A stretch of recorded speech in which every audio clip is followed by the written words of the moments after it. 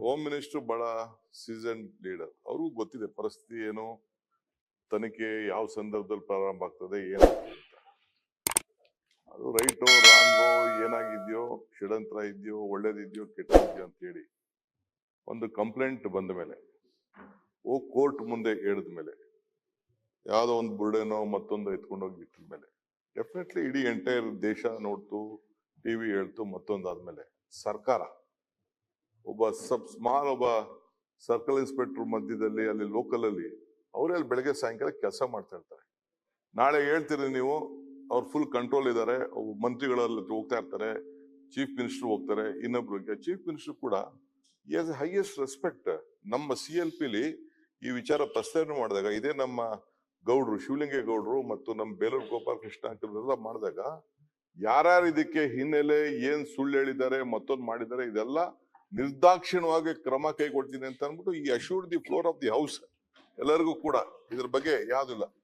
ಈಗ ನಮ್ಗೆ ಏನಂತ ಅಂದ್ರೆ ಇದು ಒಬ್ಬ ರೆಸ್ಪಾನ್ಸಿಬಲ್ ಸೀನಿಯರ್ ಆಫೀಸರ್ಸ್ ಕೈಲಿ ಇದನ್ನ ಈ ಸಂದರ್ಭದಲ್ಲಿ ಯಾಕೆ ಅಂತಂದ್ರೆ ಇಟ್ ಇಸ್ ನಾಟ್ ಎಸ್ ಇದು ಇಡೀ ನಮ್ಗೆ ಅವ್ರ ಮೇಲೆ ನಂಬಿಕೆ ಇದೆ. ಅವ್ರಿಗೆ ಸ್ಟಾರ್ಟಿಂಗ್ ಹೇಳಿದ್ದಾರೆ.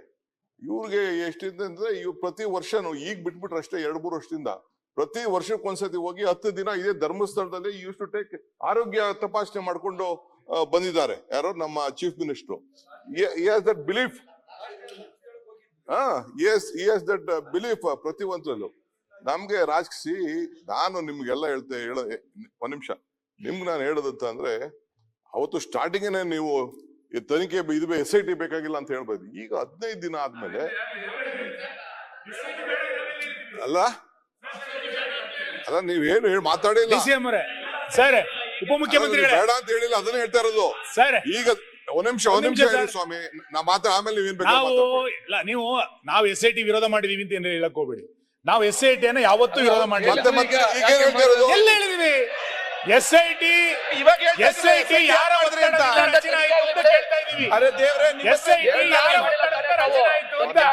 SIT ವಿರೋಧ ಮಾಡಿ ಅಂತ ಹೇಳಿದೀವಿ.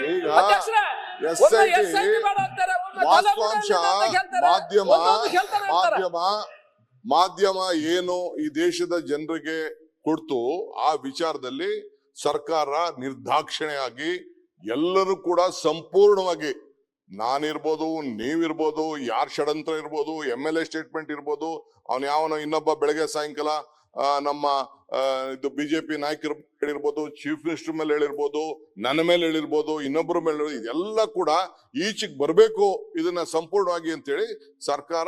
ಅದು ಅವ್ರಿಗೇನ್ ಗೊತ್ತಿಲ್ಲ ಅಂತಲ್ಲ, ನಿಮ್ಗೂ ಗೊತ್ತಿದೆ, ಅವ್ರಿಗೂ ಗೊತ್ತಿದೆ ಇಲ್ಲೇನ್ ನಡೆದಿದೆ ಅನ್ನೋದು. ಆಫೀಸರ್ಸ್ ಅವ್ರಿಗೂ ಹೇಳಿರ್ತಾರೆ, ನಮ್ಗೂ ಹೇಳಿರ್ತಾರೆ. ಬಟ್ ಈ ಅಷ್ಟು work in a systematic way, ಈ can't go out of the law. ನಾಳೆ ಬೆಳಗ್ಗೆ ಇಲ್ಲಿ ಮಾಡಂತ ಸ್ಟೇಟ್ಮೆಂಟ್ ನ ತಿರ್ಗಾ ಇದನ್ನೇ ನೀವೇನೋ ಲೀಕ್ ಮಾಡ್ಬಿಟ್ರಿ.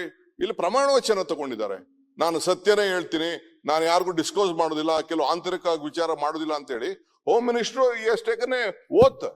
ನೀವು ಇಲ್ಲಿ ಕೂತ್ಕೊಂಡು ವಿಧಾನಸಭೆಗೆ ಬಂದು ನೀವು ಮಂತ್ರಿಗಳಾಗಿದ್ರೆ ನೀವು ತೆಗೆದುಕೊಂಡಿದ್ರಿ. ಕೆಲವು ಸಂದರ್ಭದಲ್ಲಿ you please wait, be patience. ನೀವು ಹೋಗ್ತಾ ಇದ್ದೀರಿ, ಆಯ್ತು, ನೀವು ಧರ್ಮಸ್ಥಳದ ಬಗ್ಗೆ ನಿಮ್ಗೆ ಅಭಿಮಾನ ಇದೆ, ನೀವು ಹೋಗಿದ್ರಿ, ಪೂಜೆ ಮಾಡಿದ್ರಿ, ಆಶೀರ್ವಾದ ಕೇಳಿದ್ರಿ. ರಾಜಕಾರಣದಲ್ಲಿ ಧರ್ಮ ಇರಬೇಕೆ ಹೊರತು ಧರ್ಮದಲ್ಲಿ ರಾಜಕಾರಣ ಇರಬಾರ್ದು. This is what I am telling you. Don't do politics in this. Don't do politics. We are there. ನಮ್ಗೆ ನ್ಯಾಯ ಕೊಡಿಸ್ಬೇಕು, ನಿಮ್ಗೆ ನ್ಯಾಯ ಕೊಡಿಸ್ಬೇಕು, ಸಮಾಜಕ್ಕೆ ನ್ಯಾಯ ಕೊಡಿಸ್ಬೇಕು. ಧರ್ಮಸ್ಥಳದ ಕ್ಷೇತ್ರದ ಗೌರವ ತಪ್ಪು ಮಾಡಿದ್ರೆ ಎಲ್ಲರೂ ಶಿಕ್ಷೆ ಆಗ್ಬೇಕು ಅಂತ ನೀವು ಹೇಳಿದ್ರಿ. ಸೌಜನ್ಯನ್ ಕೇಸಲ್ಲಿ let any investigation, we all respected it. Ultimately CBI ಹೇಳ್ತು, ಕೋರ್ಟ್ ಹೇಳ್ತು, ನಥಿಂಗ್ ಇಸ್ ದೇರ್ ಅಂತ ಅಂದ್ಬಿಟ್ಟು ಯಾರು ಇಲ್ಲ ಅಂತ ಹೇಳಿದ್ರು. ಏನೇನು ಸ್ಟೇಟ್ಮೆಂಟ್ಗಳಾಗಿದೆ, ನಾವ್ ಯಾರು ಆ ಸ್ಟೇಟ್ಮೆಂಟ್ಗಳನ್ನ ಆವತ್ತೇನೆ ನೀವೇನೋ ಇವತ್ತು ಬೆಳಗ್ಗೆ ಪ್ರಸ್ತಾವನೆ ಮಾಡಿದ್ರಲ್ಲ, ಇದನ್ನ ಶಿವಲಿಂಗೇಗೌಡರು ಅಸೆಂಬ್ಲಿಲಿ ವಿತ್ ನೇಮ್ ತಗೊಂಡ್ರು. ನಾನಿಲ್ಲಿ ನೇಮ್ ತಗೊಳಕ್ ಇಷ್ಟ ಇಲ್ಲ ನನಗೆ. We are at it. Already home minister ಹಸ್ given a direction. Chief minister ಹೇಳಿದ್ದಾರೆ, ನಿರ್ದಾಕ್ಷಿಣ್ಯವಾಗಿ ಯಾರಿಗೆ ಯಾವ ರೀತಿ ಬಲಿ ತಗೋಬೇಕು, ಯಾವ ಕಾನೂನು ಉಪಯೋಗಿಸ್ಬಿಟ್ಟು ಯಾರಿಗೆ ಯಾವ ವಾಸ್ತವದಲ್ಲಿ ಕಳಿಸ್ಬೇಕು ಆ ಕೆಲಸನ my home minister is competent. You will do the job.